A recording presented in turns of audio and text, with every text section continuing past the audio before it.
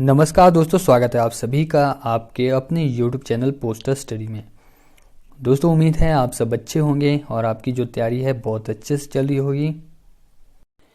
सबसे पहले दोस्तों, आप सभी लोगों को मैं एक सबसे बड़ी इन्फॉर्मेशन देना चाहूँगा कि कुछ एक सर्कल में दोस्तों PSA के नोटिफिकेशन आ चुके हैं। दोस्तों, PSA की वैकेंसी सबसे पहले रेगुलर कर्मचारी को जाती है, जैसे पोस्टमैन, इनको जाती है सबसे पहले। तो ये नोटिफिकेशन दोस्तों कुछ एक सर्कल में आ चुका है। आपको दोस्तों बताना चाहूँगा, जितनी भी पोस्टें होती है सबसे पहले इनसे भरी जाती है, रेगुलर कर्मचारी से भरी जाती है। जो दोस्तों यहाँ से बच जाती है, जो जितनी भी पोस्टें हैं वो GDS को आती है। तो आपको पता है बहुत कम पोस्टें आती है जो GDS के लिए आती हैं। तो आप समझ सकते हैं कि कितना ज़्यादा कंपटीशन होगा PSA की पोस्ट के लिए। तो आप आइडिया लगा सकते हैं कि आपको कितना ज़्यादा अब पढ़ना होगा, क्योंकि आपको पता है सभी जितने भी GDS है सभी पढ़ रहे हैं। तो एक जो वैकेंसी है उसके लिए भी बहुत ज़्यादा कंपटीशन होता है। तो इसलिए आपको बहुत ज़्यादा मेहनत करने की ज़रूरत है दोस्तों। कंटिन्यू अच्छे से प्रिपरेशन करिएगा और नोट्स बनाइएगा जितने भी हो सके, और मैथमेटिक्स पे भी ज़्यादा फोकस दीजिए, GK पे भी ज़्यादा दीजिए, और इसमें दोस्तों रीजनिंग भी आती है तो रीजनिंग पे भी ज़्यादा फोकस दीजिए। अब दोस्तों बात रही सिलेबस की, तो जितना भी दोस्तों PSA का सिलेबस है या पोस्टमैन का सिलेबस है वो सब दोस्तों हम आपसे कंप्लीट करवा लेंगे। तो आप हमारे साथ ऐसे ही बने रहिएगा। जितने भी आपके डाउट है वो दोस्तों आप हमारे डिस्क्रिप्शन बॉक्स में जाइए, वहाँ पे आपको लिंक मिल जाएगा हमारे WhatsApp ग्रुप का, या फिर दोस्तों आप हमारे Facebook पेज, टेलीग्राम से जुड़ सकते हैं। जितने भी डाउट है वो आप हमें वहाँ भी बता सकते हैं। कुछ एक हमारे पास ऐसे स्टूडेंट भी हैं जिनके दोस्तों MTS के लिए भी अभी 3 साल पूरे नहीं हुए हैं, फिर भी वो कहते हैं कि हमें सर MTS में नहीं बल्कि PS से ज्वाइन करना है। तो वो अभी से इतनी ज़्यादा मेहनत कर रहे हैं, कहते कि सर हम फर्स्ट अटेम्प्ट में इस एग्ज़ाम को क्लियर कर लेंगे। तो आप मान सकते हैं कि कितनी ज़्यादा तैयारी कर रहे हैं। और दोस्तों ये आपके लिए सुनहरा मौका है। मैं तो आप सभी लोगों को यही सजेस्ट करूँगा कि जितना हो सके दोस्तों उतना ज़्यादा फोकस आप अपने PSA एग्ज़ाम में दीजिए। कुछ एक ऐसे भी है जो पोस्टमैन की तैयारी कर रहे हैं, तो आपने GK भी पढ़ना है दोस्तों, DOP तो पढ़ना ही है, क्योंकि आपको पता है 50% से भी ज़्यादा DOP आता है। मैथमेटिक्स में भी ज़्यादा फोकस दीजिए, और PSA में दोस्तों रीजनिंग भी आती है, तो रीजनिंग पे भी आपने ज़्यादा फोकस देना है। ठीक है, तो अगर टाइम बचा तो दोस्तों सभी चीज़ हम आपको कवर करवाएंगे। हम दोस्तों वीडियो शुरू होने से पहले आप सभी से एक छोटी सी रिक्वेस्ट करता हूं, अगर आपने अभी तक हमारे चैनल को सब्सक्राइब नहीं किया है तो दोस्तों चैनल को सब्सक्राइब करिएगा, साथ में बेल आइकन को प्रेस करिएगा, ताकि जितनी भी हमारी चैनल से जुड़ी जितनी भी नोटिफिकेशन है वो आपको सबसे पहले मिलेगी। तो चलते हैं दोस्तों आज के टॉपिक की ओर। अब दोस्तों हम क्वेश्चन को ही करेंगे। आपके पास इतने क्वेश्चन हो जाएंगे कि आप क्वेश्चन बैंक बन जाओगे। तो मैं तो आपको यही सजेस्ट करूंगा कि आप हो सके तो इनका स्क्रीनशॉट लीजिए जो आपको इम्पोर्टेंट लगते हैं, या फिर अपनी नोटबुक में राइट डाउन करते रहिए। ठीक है, और अभी लाइव बहुत कम है तो वीडियो को शेयर करिएगा ताकि बहुत ज़्यादा क्लास को ज्वाइन करें। दोस्तों पहला क्वेश्चन आपकी स्क्रीन में आ चुका है। Which of the following are contents of book packets? निम्नलिखित में से कौन सा बुक पैकेट की सामग्री है? तो क्वेश्चन दोस्तों हिंदी इंग्लिश में इसलिए लाया गया है ताकि किसी भी स्टूडेंट को कोई भी प्रॉब्लम ना हो। बहुत से ऐसे भी है जिनको हिंदी समझ नहीं आती है, तो बहुत से ऐसे भी है जिनको इंग्लिश समझ नहीं आती है। तो हिंदी इंग्लिश में अगर मीडियम रहेगा तो किसी भी स्टूडेंट को कोई भी प्रॉब्लम नहीं आएगी। ठीक है, तो आप सबसे पूछा था हमने निम्नलिखित में से कौन सा बुक पैकेट की सामग्री है, तो जल्दी आंसर दीजिए इसका।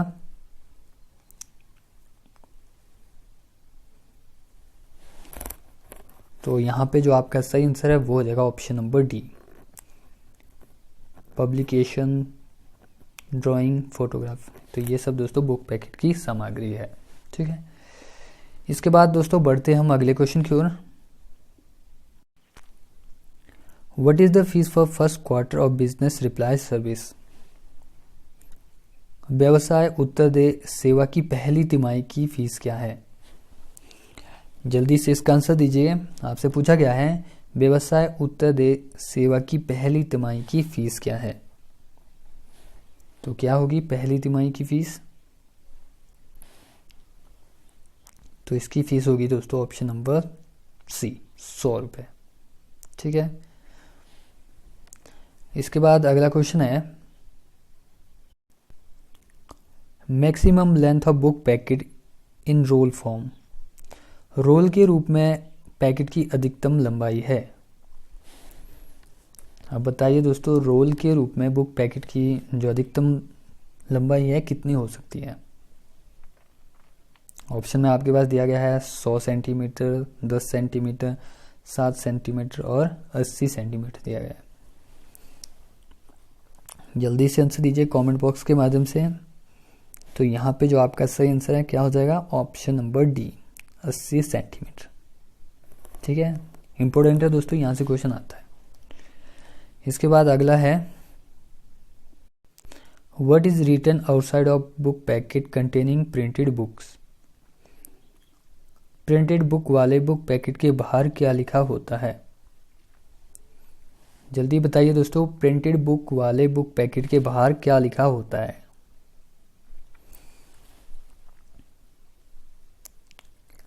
क्या लिखा होता है printed books? Option number C हो जाएगा यहाँ पे दोस्तों, बिल्कुल सही।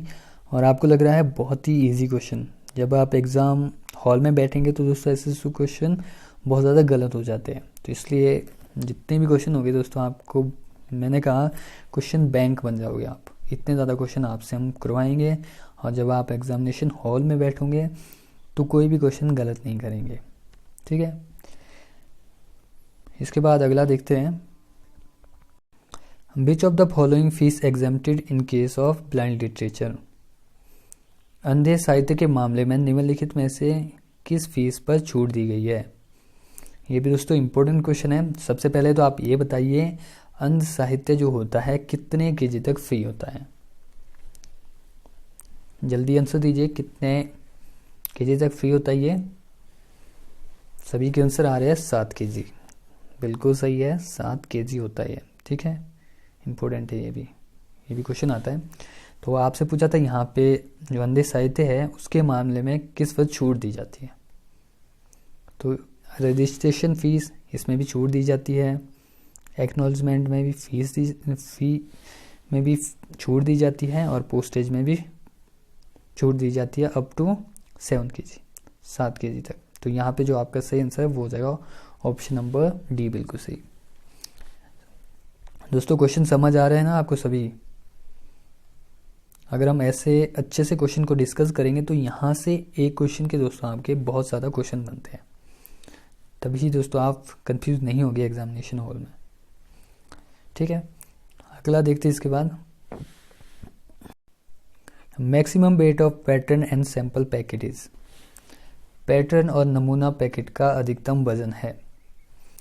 जल्दी बताइए पैटर्न और नमूना पैकेट का अधिकतम वजन कितना होता है? ऑप्शन में आपके पास दिया गया है 4 केजी, 3 केजी, 2 केजी, 1 केजी।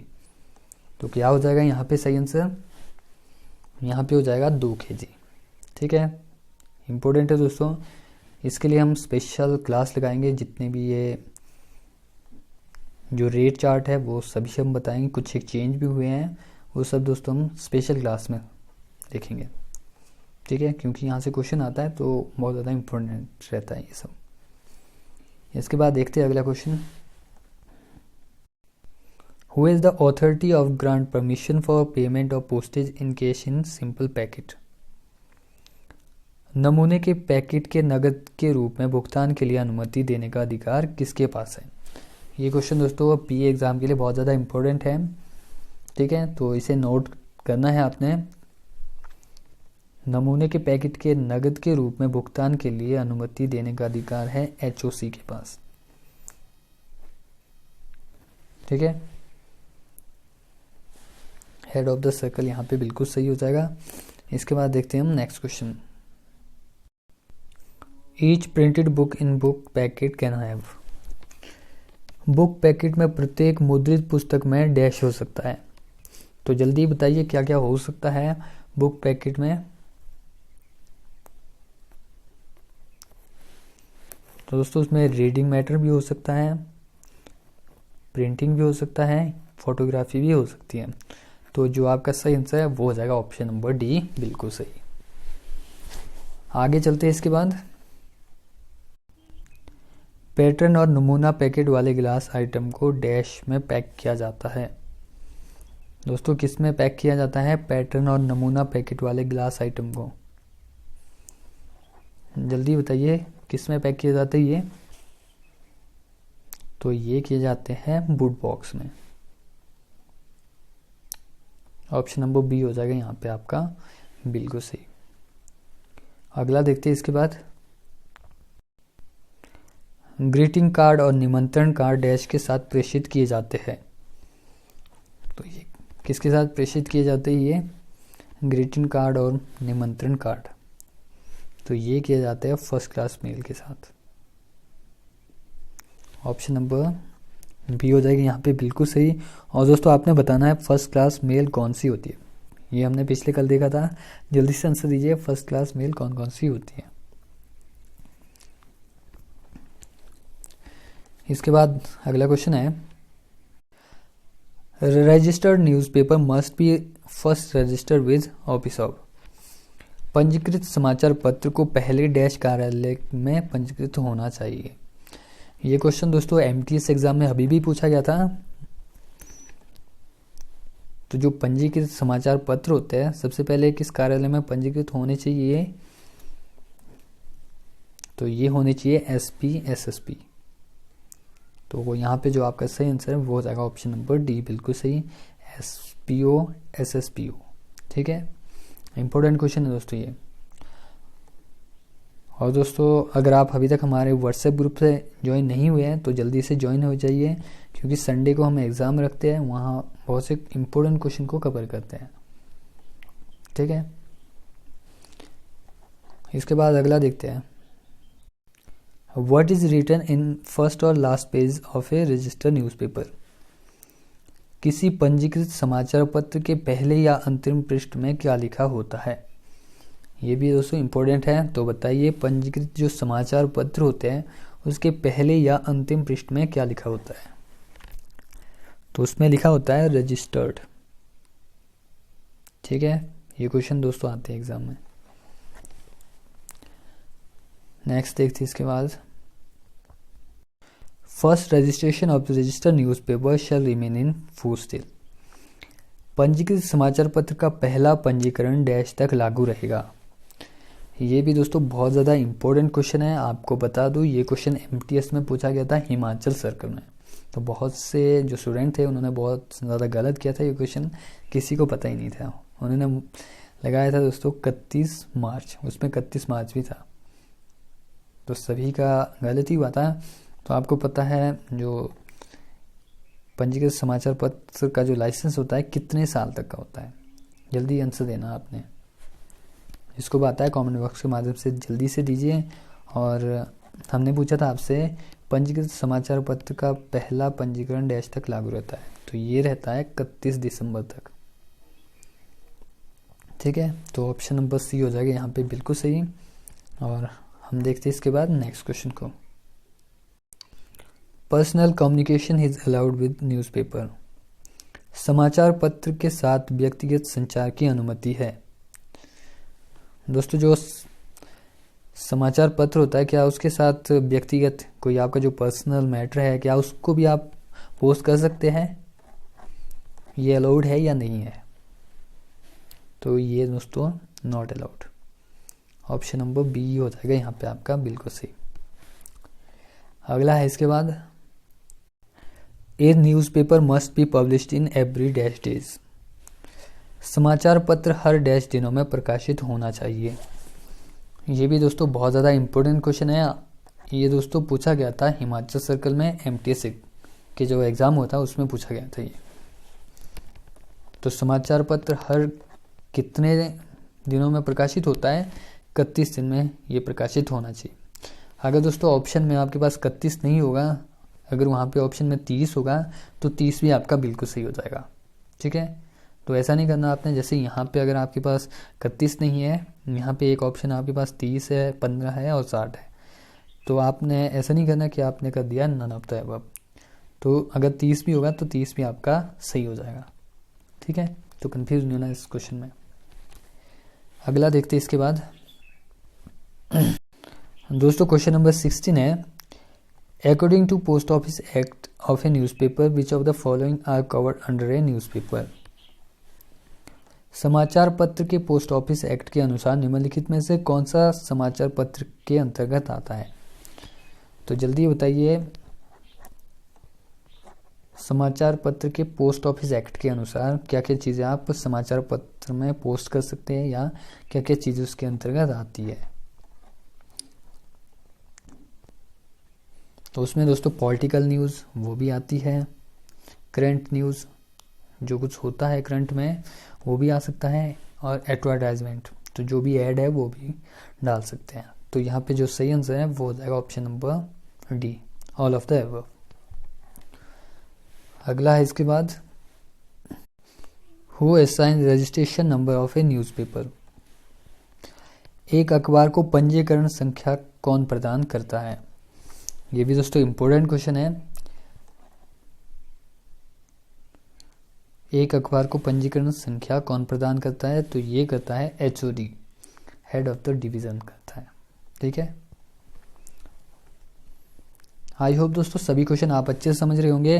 तो दोस्तों वीडियो को जल्दी से लाइक करिए और साथ में कमेंट भी करना है आपने कि हमारा पढ़ाया हुआ आपको कैसा लगता है, और अपने दोस्तों को भी दोस्तों ये हमारी जो क्लास है शेयर करो आप, ताकि उन्हें भी पता लगे कि कैसी तैयारी करनी है, क्या कुछ रहता है, वो सब भी तभी उन्हें पता लगेगा। तो सबसे पहले दोस्तों आप थम्स अप करिए, जल्दी से वीडियो को लाइक करो। अगला क्वेश्चन देखते हैं इसके बाद। अब क्वेश्चन नंबर 18 है, packet containing more than one copy of same issue of newspaper is called. अखबार के एक ही अंक की एक से अधिक कॉपी वाले पैकेट को कहा जाता है। तो क्या कहा जाता है दोस्तों, अखबार के एक ही अंक की एक से अधिक कॉपी वाले पैकेट को कहा जाता है, तो इसे कहते हैं पैकेट ऑफ न्यूज़पेपर। ठीक है, ये भी इम्पोर्टेंट है दोस्तों, यहाँ से दोस्तों क्वेश्चन आते हैं एग्जाम में। ठीक है, तो ये लगते हैं बहुत ज़्यादा इजी क्वेश्चन है, पर जब एग्ज़ाम में बैठते तो आप बिल्कुल भूल जाते हैं। तो अच्छे से नज़र से गुजारिए और एग्ज़ाम के दिन भी इन सभी क्वेश्चन को ठीक करना है आपने। नेक्स्ट है इसके बाद, date and day of posting of a registered newspaper is given by. एक पंजीकृत समाचार पत्र के पोस्टिंग की तारीख और दिन डैश द्वारा दिया जाता है। तो दोस्तों किसके द्वारा दिया जाता है पंजीकृत समाचार पत्र की पोस्टिंग की तारीख और दिन, किस दिन इस तारीख को ये पोस्ट किया जाएगा, दिन ये रहेगा, वो सब किसके द्वारा दिया जाता है। ऑप्शन में आपके पास डीजी है, सेक्रेटरी है, एचओसी और एसपी। तो क्या हो जाएगा बिल्कुल सही, जल्दी आंसर दीजिए। तो दोस्तों यहाँ पे भी आपका सही आंसर हो जाएगा एसपी। ठीक है, ऑप्शन नंबर डी आपका बिल्कुल सही हो जाएगा, और ये क्वेश्चन दोस्तों इंपॉर्टेंट है एग्जाम के पॉइंट ऑफ व्यू से। नेक्स्ट है इसके बाद, if newspaper posted a letter box there will be no concession of postage. यदि अखबार एक लेटर बॉक्स में पोस्ट किया जाता है तो डाक पर कोई रियायत नहीं होगी। जल्दी बताइए ये करेक्ट है या इनकरेक्ट है।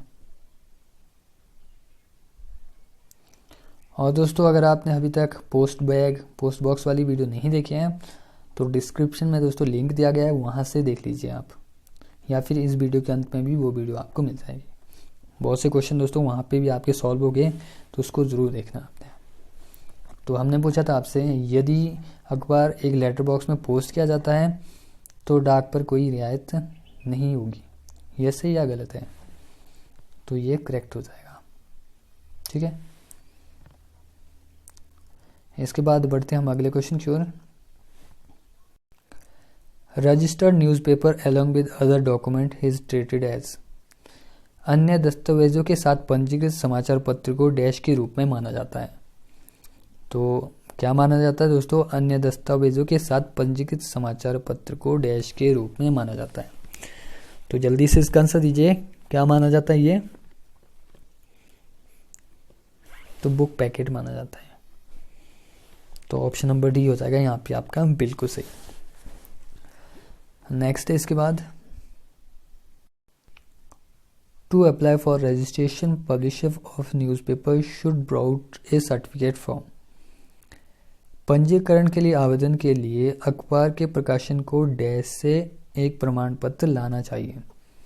तो किससे लाना चाहिए दोस्तों, ये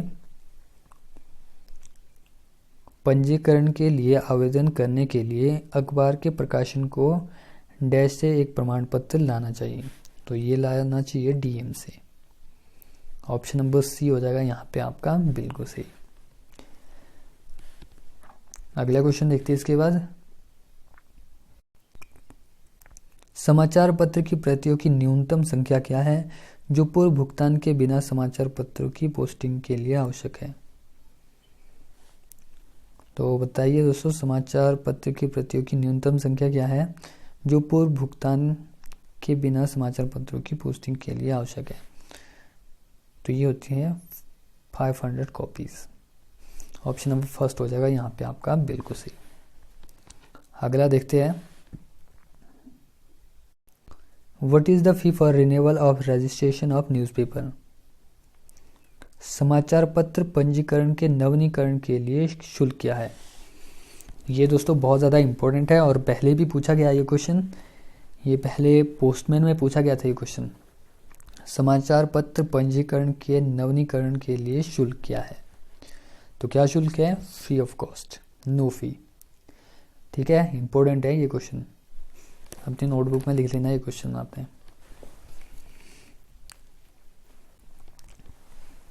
इसके बाद बढ़ते हैं हम अगले क्वेश्चन की ओर। Permit for business reply service is given by. Business reply service के लिए परमिट डैश द्वारा दिया जाता है। ये भी दोस्तों इंपॉर्टेंट क्वेश्चन है, किसके द्वारा दिया जाता है, बिजनेस रिप्लाई सर्विस के लिए परमिट। जल्दी आंसर दीजिए। तो ये दिया जाता है एचओडी के द्वारा, हेड ऑफ द डिवीजन। यहाँ पे आपका बिल्कुल सही हो जाएगा। तो ये थे दोस्तों आज के 25 इंपॉर्टेंट क्वेश्चन। आई होप सभी क्वेश्चन आपको अच्छे से समझ आ गए होंगे। फिर भी दोस्तों किसी क्वेश्चन से रिलेटेड कोई भी डाउट अगर आपको लगता है कि सर ये क्वेश्चन हमें समझ नहीं आ रहा है या फिर इसका कुछ और हो सकता है, तो दोस्तों डिस्क्रिप्शन में लिंक दिया गया है, वहाँ से आप हमारे व्हाट्सएप ग्रुप में ज्वाइन हो जाइए और वहाँ आप हमें मैसेज करिए, सर ये हमें समझ नहीं आया, तो वहाँ पे आपको आंसर मिल जाएगा। और दोस्तों अगर आपने अभी तक हमारे चैनल को सब्सक्राइब नहीं किया है तो दोस्तों चैनल को सब्सक्राइब करिएगा, साथ में बेल आइकन को प्रेस करिएगा ताकि ऐसी महत्वपूर्ण वीडियो का नोटिफिकेशन आपको मिलता रहे। और दोस्तों वीडियो को लाइक करें और अपने दोस्तों को भी शेयर करें ताकि उन्हें भी पता लगे कि क्वेश्चन इस तरीके से आते हैं। तो हमें और अपने व्यूज़ भी दिए कि आपको हमारा पढ़ाया हुआ कैसा लगता है, वो सब आप हमें कमेंट बॉक्स के माध्यम से ज़रूर दिया करो। और ऐसे ही कंटिन्यू इसके बाद क्लासेस चलते रहेगी, तो आप ऐसे ही हमारे साथ बने रहिएगा। सब सिलेबस दोस्तों कवर हो जाएगा। बहुत से ऐसे भी स्टूडेंट हैं जिन्होंने हमें मैसेज किए थे कि सर हम पोस्टमैन की तैयारी कर रहे हैं, क्या सर पोस्टमैन के लिए आप हमारा जो सिलेबस है वो ख़त्म कर लेंगे या नहीं कर लेंगे। तो दोस्तों उनको बता दूं दोस्तों कि हमने व्हाट्सएप में भी ऐसे भी उनसे कहा था कि सब सिलेबस ख़त्म हो जाएगा, फिर भी यहाँ भी कहते हैं कि सब सिलेबस दोस्तों ख़त्म हो जाएगा। पीए ऐसे का भी ख़त्म करूँगा मैं और पोस्टमैन का भी ख़त्म करूँगा। और जो एमटीएस की तैयारी कर रहे हैं उनके लिए भी स्पेशल क्लासेस चलाएंगे हम। जो दोस्तों आपको कभी समझ नहीं आया वो दोस्तों हमारे द्वारा समझ आएंगे आपको। ठीक है, तो आप हमारे साथ बने रहिएगा, जितने भी डाउट है वो सब दोस्तों आपके कवर किए जाएंगे। तो आई होप दोस्तों आप ऐसा ज़रूर करेंगे और वीडियो को शेयर करिएगा और साथ में लाइक करें। तो आज की जो हमारी क्लास है वो यहीं पे ख़त्म करते हैं। मिलते हैं दोस्तों अगली क्लास के माध्यम से। Thank for attending our class.